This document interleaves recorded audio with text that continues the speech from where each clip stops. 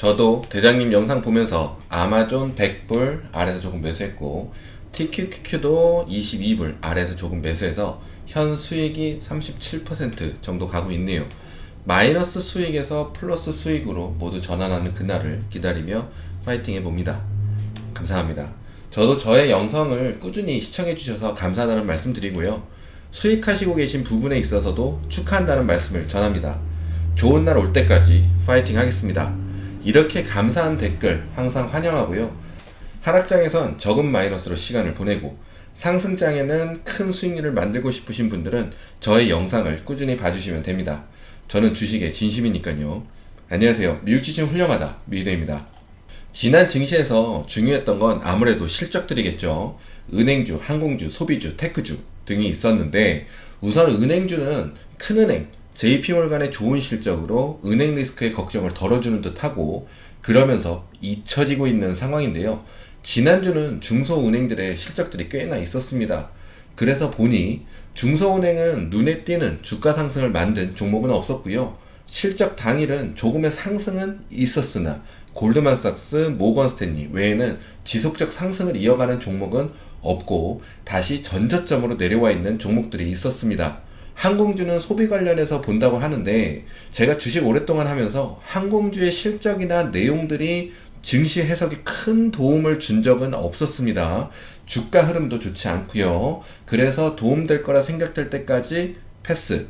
소비주는 P&G가 있었고 실적이 나쁘지 않았습니다. 2분기 실적도 좋을 거란 이야기가 있었고요. 생활용품 회사인데 소비 쪽을 가늠하게 하는 종목이 되는 거죠. 물가가 올라서 매출이 줄었을 거라 생각했는데 실적이 잘 나와서 경기가 그렇게 나쁘지 않다고 생각하게 하는 부분이었습니다. 주가로 바라보는 P&G는 160달러 위로 올라가기 전에는 주가의 흐름상 실적으로 나온 상승은 큰 의미 없다고 말씀드릴 수 있는데요. 지속적인 주가 상승 없이 하락하면서 150달러 밑으로 내려오면 실적 발표의 효과는 없어진 것으로 볼 수 있어서 P&G 주주분들은 160달러 위로 올라서는지와 150달러 밑으로 내려오는지 확인하시면 종목의 방향성을 읽는데 도움이 되실 겁니다. 다음은 테크주. 넷플릭스는 실적 발표하고 주가 하락이 있었어서 주주분들의 걱정이 많으셨을 텐데요. 전저점이 저 아래이기에 실적 발표로 주가를 바라보면 아직 아무 문제 없다라고 볼 수 있습니다. 아직은 걱정할 필요는 없고 넷플릭스가 증시에 영향을 줄 것으로도 보이진 않습니다. 램리서치는 실적이 잘 나와서 상승이 있었는데요.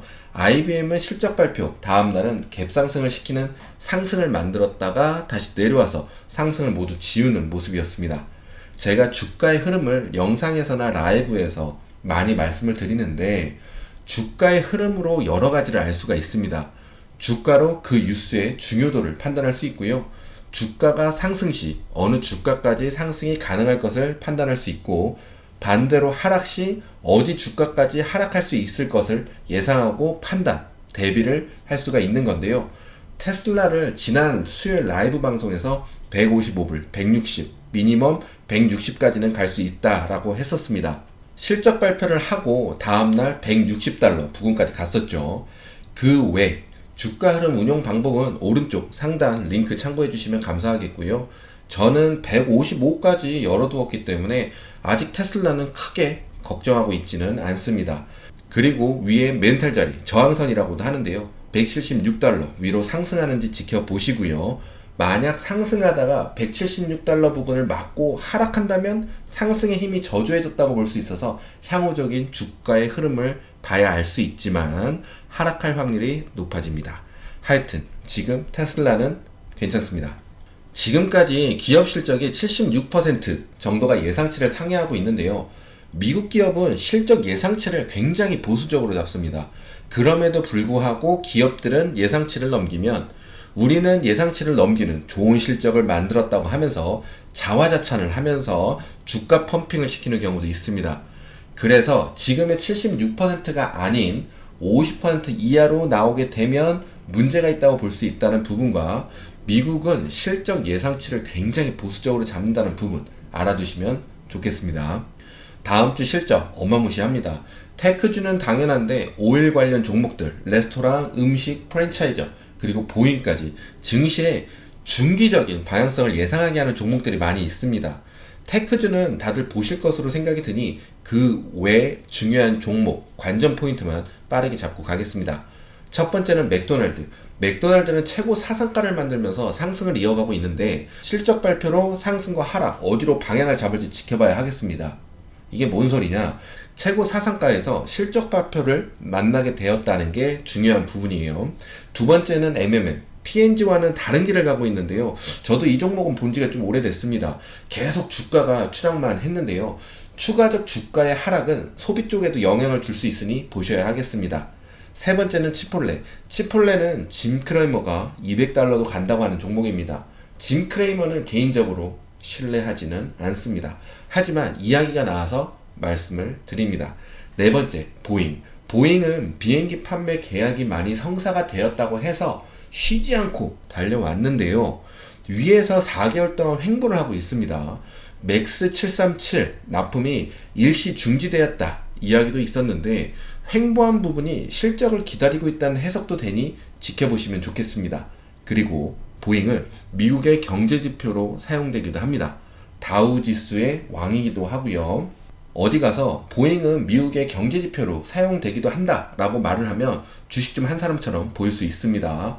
다섯 번째, CAT, 캐터필러인데요. 캐터필러는 전체적 경기의 전반적인 부분을 알려주는 종목입니다. 중국의 의존도가 높아서 중국 상황에 주가 영향을 받습니다. 여섯 번째, 엑선모빌. 엑선모빌은 석유 기업이고 유가에 영향을 많이 받는 회사로 볼 수 있는데요. 사상 최고가를 찍은 상황이고요. 유가가 치솟을 때 주가에 영향을 많이 받았었습니다. 하지만 지금은 반등은 나왔지만 급락을 한 상황이라서 엑소엠의 향후 주가의 움직임을 봐야 하겠는데요. 단지 유가 가격 상승으로 인한 주가 상승이었다면 앞으로 경기 침체 프레임이 씌워진다면 유가가 하락한 상황에서 천천히 엑소엠 주가 하락도 같이 나올 수도 있습니다. 그래서 좋은 실적 유지와 좋은 가이던스가 따라와주면 좋을 것으로 보입니다. 유가의 테마주라고도 할 수 있기 때문인데요. 테마주로 엮이는 종목은요, 올라가다가 내려오는 경우가 굉장히 많습니다.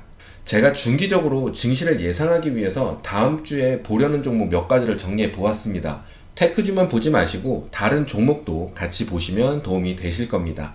왜냐하면 앞에 말씀드린 종목 중에 한두 종목에서 큰 하락이 나온다면 주가 상승의 끝을 예상한 사람들이 하나, 둘 나타날 수 있으니까요.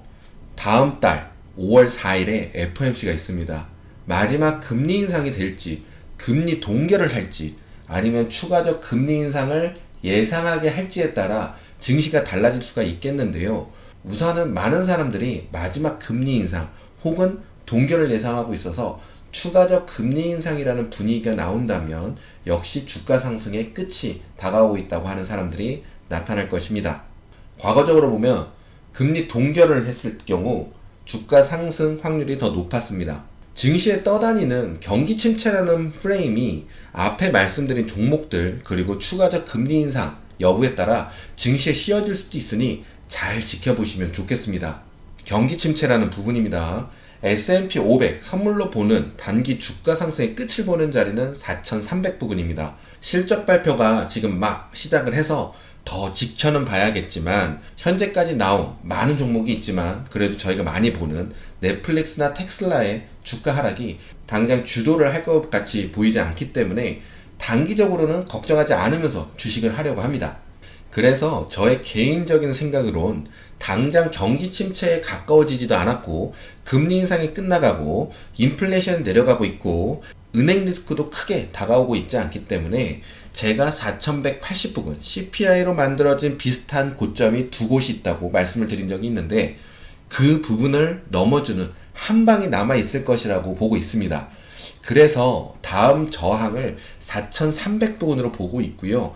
당연히 추후 변화하는 증시에 맞춰서 해석이 달라지고 플랜이 변화할 수는 있지만 지금까지 증시판에 나와 있는 것들을 보면 아직 한 방의 상승이 남아있을 듯 보입니다.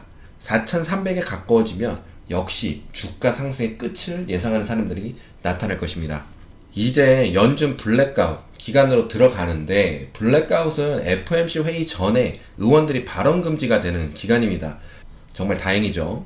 그래서 다음 주는 기업 실적에 더 포커스를 할 수 있고, 기업 실적에 포커스를 하다 보면 실적 결과로 연준의 방향성을 예상하는 부분도 생길 수 있을 겁니다.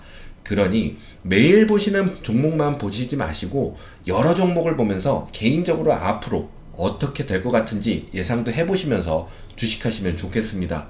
그리고 맞거나 틀리거나 하면 왜 나는 그런 생각을 했었는지도 생각해 보시면 좋겠습니다.